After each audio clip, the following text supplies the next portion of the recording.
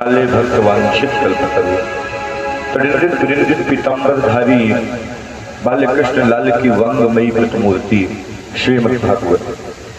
कल के पावन प्रसंग में आप सभी ने श्रवण किया कि भगवान का जन्म मथुरा में हुआ, लेकिन जैसे गोविंद का जन्म मथुरा में हुआ तो कन्हैया को बचाने के लिए यशोदा बाबा वसुदेव ने गोविंद को गोकुल में छोड़ दिया और कन्या को ले आए।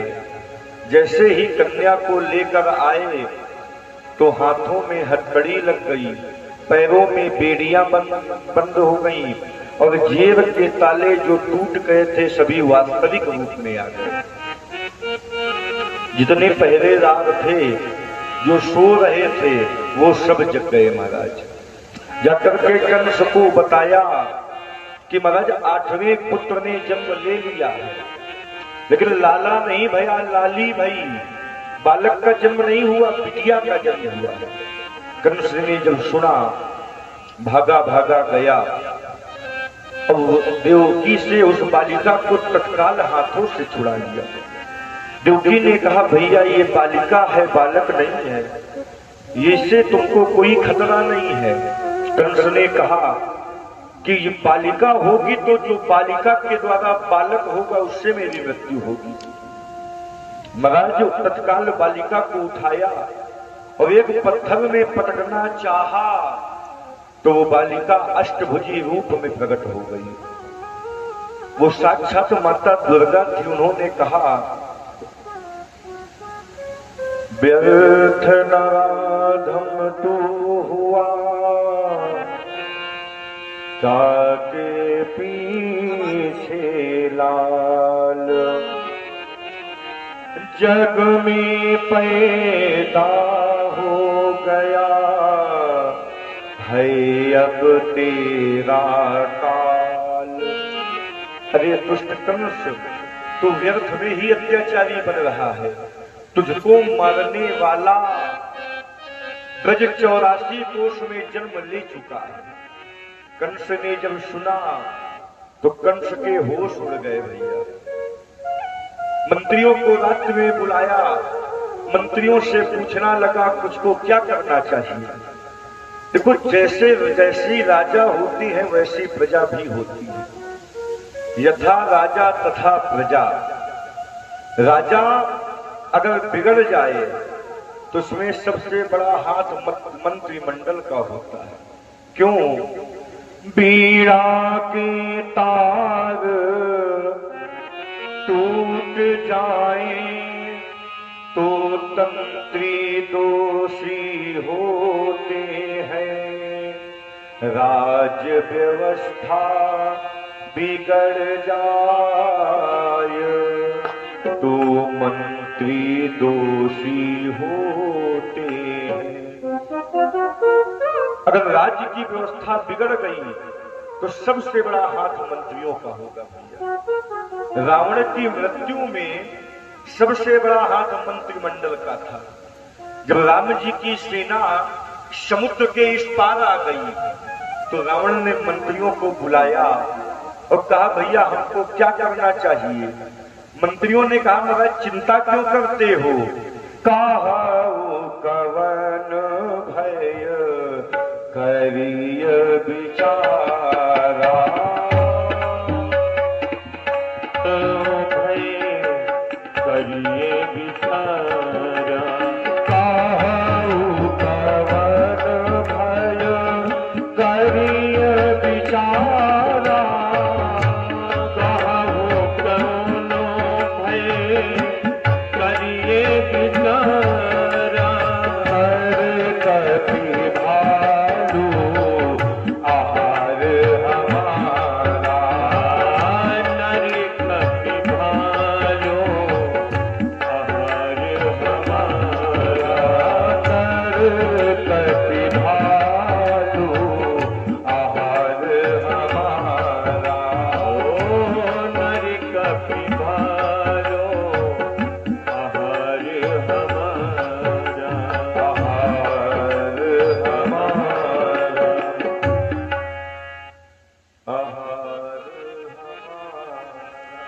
मंत्रियों ने क्या कहा महाराज, नर कपि भालू आहार हमारा। महाराज ये बंदर भालू हमारा भोजन है, इनको आने दीजिए और हमको पाने दीजिए। वहीं रावण का पुत्र बैठा था जिसका नाम था प्रहस्त। उसने कहा पिताजी ये मंत्री मुंह देखी बोलने वाले हैं। नाथ कहीं सब ठकुर सुहाती, इस खाली मुंह देखी बताने वाले हैं महाराज। क्योंकि एक बंदर आया था पूरी लंका को जला करके अपने दम पर समुद्र के उस पार चला गया, तो क्या तब आपके मंत्रियों को बेहजमी हो गई थी क्या? अरे हनुमान जी भी तो बंदर है, उनको खा जाते। तो ये सब महाराज मुंह देखी बोलेंगे, आपको पसंद करने के लिए बोलेंगे। तो कंस ने बुलाया मंत्रियों को, मंत्रियों क्या करना चाहिए? मंत्रियों ने कहा ब्रज 84 कोष में ब्रज 10 दिन के अंदर जितने बालकों का जन्म हुआ है सबको मरवा दीजिए। जब सब बालक मर जाएंगे तो आपको मारने वाला भी मर जाएगा। कंस ने कहा लेकिन हमारे सैनिकों को घर में घुसने कौन देगा? हाँ? कहा महाराज एक व्यक्ति है जो आपका काम कर सकती है। कहा कौन? पूतना। कंसेन प्रहिता घोरा पूतना बाल घातनी शिशु संकार निघनंती पुरा ग्राम ब्रजादिषु। पूतना महाराज ये बकासुर की बहन है, ये बहुत महाराज दुष्ट है, इसका नाम है पूतना। पूतना माने पवित्र, न माने नहीं। ये करती क्या है? छोटे छोटे बालकों का खून पीती है महाराज। पूतना को भेजा जाए और हमको विश्वास है कि पूतना जरूर आपके कार्य को पूरा करेगी। अच्छा ये पूतना है कौन? ये पूतना है राजा बलि की पुत्री। पिछले जन्म में इसका नाम था रत्नमाला। जब भगवान वामन राजा बलि के यहाँ 3 पग भूमि को मांगने के लिए गए तो रत्नमाला ने इनके स्वरूप को देखा, मोहित हो गई। मन में विचार करने लगी, मेरा अगर इतना छोटा पुत्र होता तो उसको मैं गोद में उठाती और अपने स्तन का पान कराती। देखिए भगवान से जो मांगा जाता है वो मिलता जरूर है। जो मांगी पाई प्रभु पाही। रत्नमाला ने प्रयास किया, मन में विचार किया कि मेरा लाला इसी प्रकार हो जाए, तो भगवान ने कहा मुझको स्वीकार है। रत्नमाला मैं एक अवतार में तुम्हारा पुत्र बनूंगा।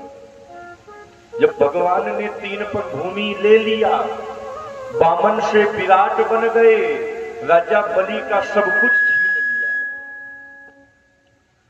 तुम्हारे रत्नमाला को बड़ा क्रोध आया। उसने कहा अरे छलिया, तुमने मेरे पिता का सब कुछ छीन लिया है। अगर मेरा पुत्र ऐसा होता तो मैं उसको जहर मिला दूध पिला देती तो मृत्यु हो जाती। भगवान ने कहा हमको ये भी स्वीकार है, हम तो आपका दूध भी पिएंगे और दूध के साथ जहर भी पिएंगे। वही राजा बलि की बहन खड़ी थी जिसका नाम था पद्माक्षी।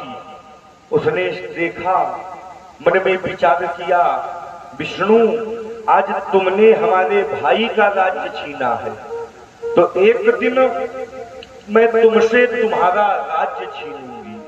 तो वही पद्माक्षी त्रेता के चतुर्थ चरण में मंथरा बनी और किया क्या?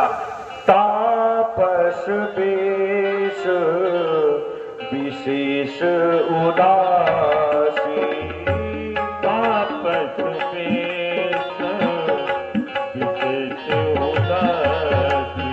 तापस वेश विशेष उदासी। तापस वेश विशेष उदासी। 14 बरस राम बनवासी।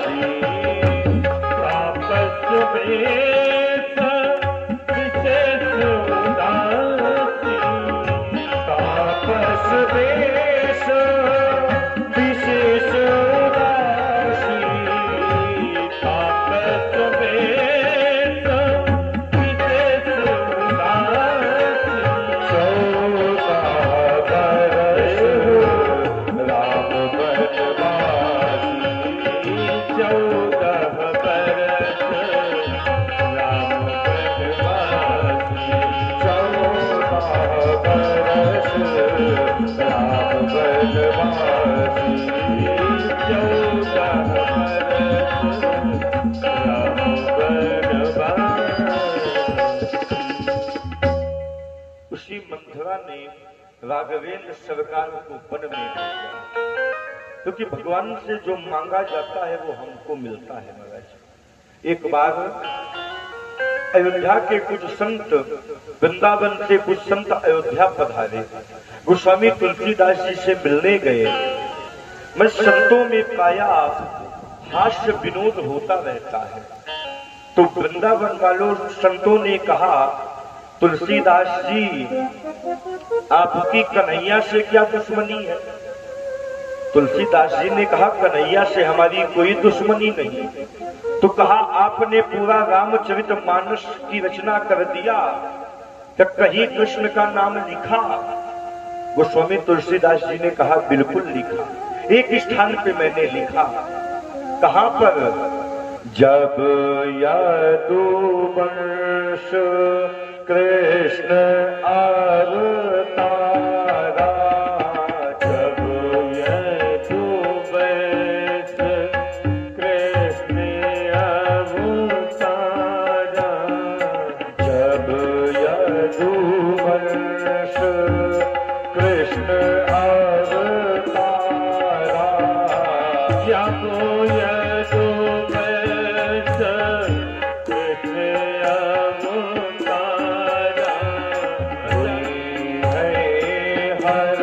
है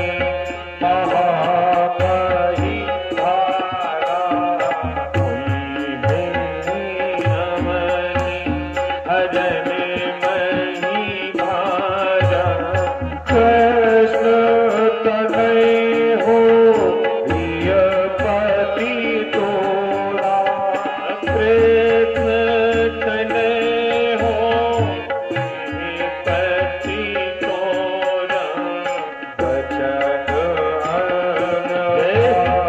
होय ना मोरा, बचन था, बचन था, बचन था, होए न मोरा होगी, होए न मोरा होगी, होए न मोरा। तो कहा, हमने एक स्थान पर लिखा, जब यदुवंश कृष्ण अवतारा। तो सरकार, ये तो आपने प्रसंग के अनुसार लिख दिया, कहीं आपने कन्हैया के पूरे परिवार को सम्मिलित किया? गोस्वामी तुलसीदास जी ने कहा, बिल्कुल सम्मिलित किया। एक दोहे में मैंने लिखा है, जीह यशोमती हरि हलधर सो। यशोमती माने यशोदा मैया, हरि माने कन्हैया, हलधर माने दाऊ भैया, तीनों को सम्मिलित किया। कहा, महाराज अगर आप कन्हैया को मानते हैं तो एक काम कीजिए, सावन का बढ़िया बहुत अच्छा महीना चल रहा है, बहुत पावन महीना है, आप वृंदावन चलिए, बाके बिहारी लाल के दर्शन कराइए। तुलसीदास जी ने कहा, हमारे चित्रकूट और अयोध्या में कुछ कमी है क्या जो चोर भगवान का दर्शन करने जाए? गोस्वामी तुलसीदास जी ने जब ये कहा तो महाराज संतों ने कहा, हम वृंदावन में ही आपको राम जी का दर्शन करवा देंगे। गोस्वामी तुलसीदास जी वृंदावन की ओर चल दिए। वृंदावन पहुंच तो गए, लेकिन ये उस समय की बात है, उस समय वृंदावन में एक भी राम जी का मंदिर नहीं था। गोस्वामी तुलसीदास जी गए और वृंदावन में एक स्थान है ज्ञान गोदड़ी, वहां रुक गए महाराज। अब तुलसीदास जी को जो मिले, स्वामी जी राम राम, स्वामी जी राधे राधे, महाराज जी राधे राधे, महंत जी राधे राधे। गोस्वामी तुलसीदास जी राम नाम सुनने को तरस गए, क्योंकि वृंदावन की रीति है, वृंदावन में डोलो और राधे राधे बोलो। मुझे तांगा और रिक्शा वाले भी राधे राधे बोलते हैं, गोस्वामी तुलसीदास जी बांके बिहारी लाल के मंदिर में गए, देखा तो हिडोला में तो बांके बिहारी लाल डूल रहे हैं, राम जी के कहीं दर्शन नहीं। और जो बिहारी जी के मंदिर के पुजारी थे उनका नाम था परशुराम जी महाराज। वो तुलसीदास जी को जानते थे और ये भी जानते थे कि गोस्वामी तुलसीदास जी हैं, राम जी के कट्टर भक्त हैं। तो एक ऐसी बात कह दिया गोस्वामी तुलसीदास जी के हृदय में लग गई। क्या कहा? बोले अपने अपने इष्ट को शीश नवे सबको, शीश नवे पर इष्ट को, तो निर्बल जानिय सोय। अपने अपने इष्ट को सभी प्रणाम करते हैं। मान लीजिए हमारे इष्ट राम जी हैं तो हम राम जी को प्रणाम करेंगे, किसी के इष्ट कन्हैया हैं तो कन्हैया को प्रणाम करेंगे, किसी के इष्ट माता जी हैं तो माता जी को प्रणाम करेंगे।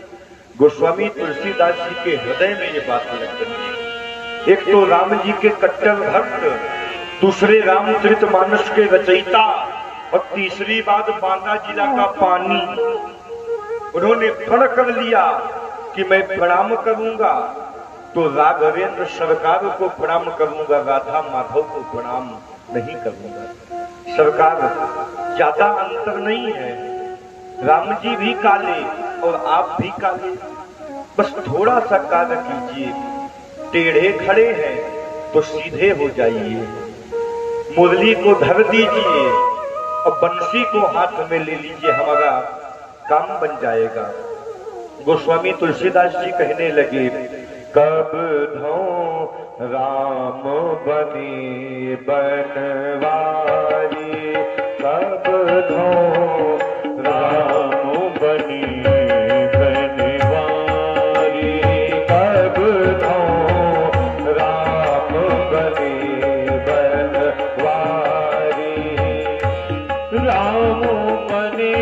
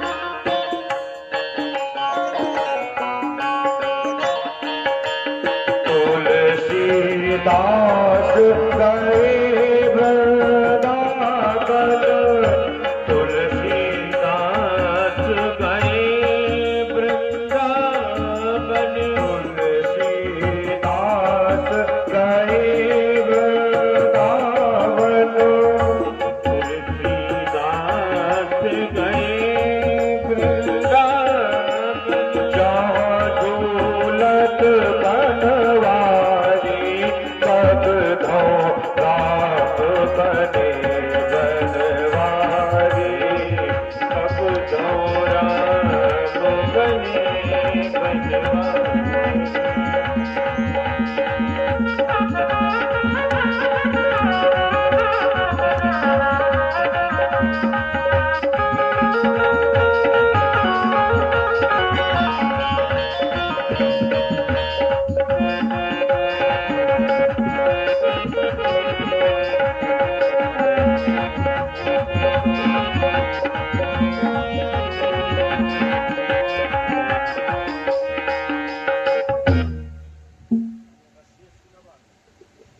हाँ, ये रस्सी रस्सी क्यों बांध रहे हो?